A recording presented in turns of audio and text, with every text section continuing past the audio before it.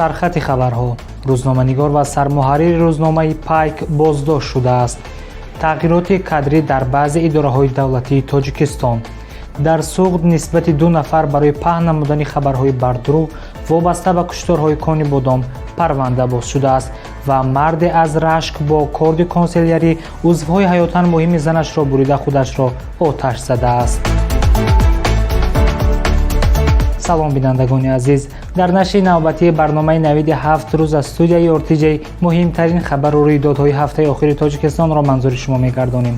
идибеки саид ҳастам ва шуморо дар ин барнома ҳамроҳӣ мекунам. аҳмад иброҳим, рӯзноманигор ва сармуҳаррири рӯзномаи пайк дастгир шудааст, хабар медиҳад Радиои Озодӣ. ба навиштаи ин расона ӯ 12 август дар ҷои кораш дар шаҳри Кӯлоб боздошт шуда ба пешниҳоди ришва ба як корманди давлатӣ айбдор мешавад. ӯ бо моддаи 32 қисми 3 қасди ҷиноятӣ анҷом наёфта ва моддаи 320 қисми 2 кодекси ҷиноятӣ додани пора гумонбар шудааст. як манбаи расона гуфтааст, Аҳмад Иброҳим барои тамдиди иҷозатномаи кори рӯзномаи пайк ки ягона нашрии мустақил дар вилояти Хатлон аст, ба як мақоми расмӣ пул пешниҳод кардааст. нафари дигар гуфтааст, як нафар ки аз насаби Раҳмонов ном гирифта мешавад, масъули робита бо ҷомеаи Кумитаи давлатии амнияти миллӣ чанд рӯз пеш назди Аҳмад Иброҳим омада гуфтааст, ки ӯ ҳозир аст масъалаи тамдиди иҷозатномаи кори пайкро дар вазорати фарҳанг ҳал кунад. ба Аҳмади Иброҳим мегӯяд, ки барои ин кор 12,500 сомонӣ дар кор аст. дар ин бора ҳоло ягон хабари расмӣ нест ва наздикони ӯ низ дар ин хусус вокуниш накардаанд. рӯзномаи пайк соли 2012 ба фаъолият шурӯъ карда соли 2014 прокуратураи вилояти Хатлон чопи нашрияро барои як муддат боздошта буд. рӯзнома асосан мушкилоти иҷтимоиро бештар пайгирӣ мекунад ва аз камбудиҳои баъзе ниҳодҳои минтақаи Кӯлоб ва вилояти Хатлон танқид менамояд.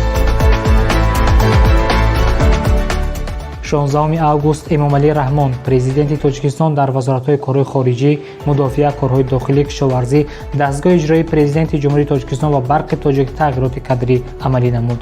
бо фармони президенти Тоҷикистон ва қарорҳои ҳукумати кишвар, Сафарзода Ҷамшед, фармондаи қушунои хушкигард, Абдуллозода Саид Асрор, муовини вазири мудофиа оид ба тайёрии ҷангӣ ва Асозода Нуралӣ, муовини якуми вазири кишоварзӣ таъин шуданд. ҳамзамон Ашраф Гулов аз вазифаи сафири Тоҷикистон дар Туркия озод ва сафири Тоҷикистон дар Аморати Муттаҳидаи Араб таъин шудааст. ӯ дар ин мақом Баҳодур Шарифиро иваз кард. инчунин тағйироти кадрӣ дар сохторҳои вазорати корҳои дохилӣ, барқи тоҷик ва дастгоҳи иҷроияи президент низ сурат гирифт.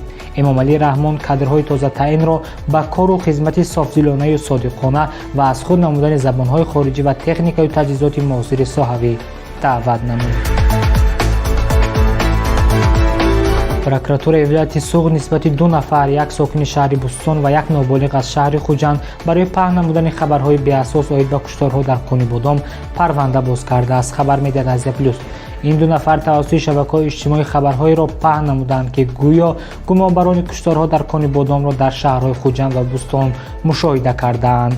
Фурқат Хоҷазода, додистони вилояти Суғд, зимни нишасти матбуотӣ нисбати сокини 35-солаи шаҳри Бустон гуфтааст, ӯ бо мақсади ҷалби таваҷҷӯҳ ва зиёд кардани обунатишони худ хабарҳои беасосро паҳн кардааст. нисбати ӯ бо моддаи 374 илова 1 кодекси ҳуқуқвайронкунии маъмурии ҷумҳурии Тоҷикистон парванда боз шудааст.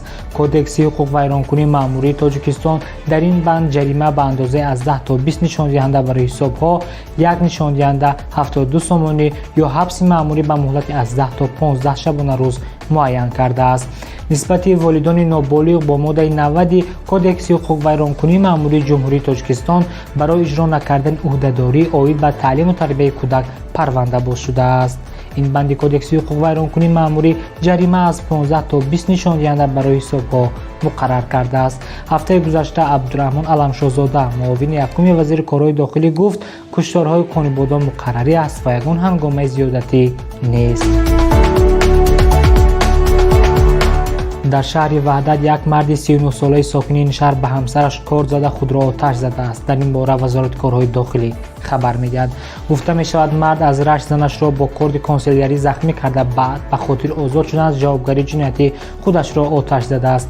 зани 37-солаи сокини шаҳри Ваҳдат ба шуъбаи вазорати корҳои дохилӣ дар ин шаҳр бо аризаи шикоятӣ муроҷиат кардааст. дар он гуфта мешавад, ки рӯзи 9 август шавҳараш бо сабаби рашк дар пайи муноқишаи оилавӣ бо корди консилярӣ узвҳои ҳаётан муҳимашро буридааст. зану шавҳар ҳоло дар шуъбаи эҳёи беморхона бистарӣ буда вазъи саломатиашон вазнин арзёбӣ мешавад. тафтишот аз рӯи ин ҳодиса ادامه دارد. بیننده عزیز، این برنامه 97 روز بود. مهمترین خبرهای تاجیکستان را با صرف کمی وقت از سامانه ما یارتیجی و صفحه آن در تلگرام، اینستاگرام، فیسبوک، یوتیوب، تیک توک و کانتکت پیگیری نمایید. خیر.